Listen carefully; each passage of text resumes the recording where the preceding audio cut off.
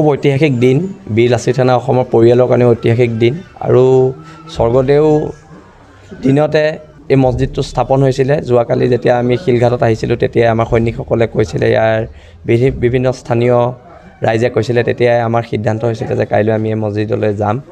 আৰু খুব ভাল লাগিল আজি মৰিয়াসকলৰ যিটো ইতিহাসৰ বিষয়ে সকলোৱে খুব সুন্দৰকৈ ক'লে।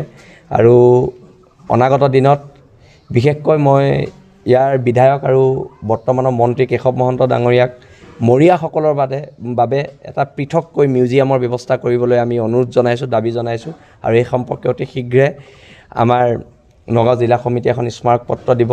আৰু জাতি গঠন প্ৰক্ৰিয়াত মৰিয়াসকলৰ যিটো ভূমিকা, এই ভূমিকাই জাতিক অধিক আৰু শক্তিশালী কৰিব।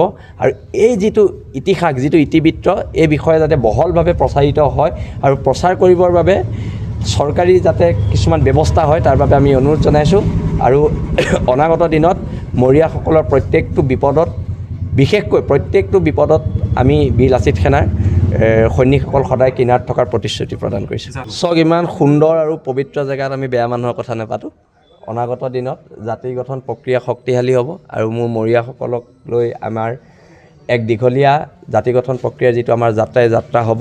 আৰু প্ৰত্যেক সংগ্ৰামত মৰিয়াসকলৰ সহায় সহযোগ আমি কামনা কৰিছোঁ। আৰু সাম্প্ৰদায়িক কথা বতৰা কোৱা মানুহৰ আমি এইবিলাক কথাৰ আমি উত্তৰ নিদিওঁ, যিহেতু আজি এক খুব পবিত্ৰ স্থানত আহিছোঁ আৰু খুব গঠনমূলক ইয়াত কথা বতৰা আলোচনা হৈছে, আৰু সেইবাবে আমি ব্যক্তিগতভাৱে খুব সুখী। নিশ্চয়কৈ এইখিনি বেদখলমুক্ত কৰাৰ দায়িত্ব চৰকাৰৰ, আৰু এই সম্পৰ্কে দাবী হ'ব। আৰু ইতিমধ্যে আমাৰ কাৰ্যনিৰ্বাহকত এই বিষয়ে আলোচনা হৈছে।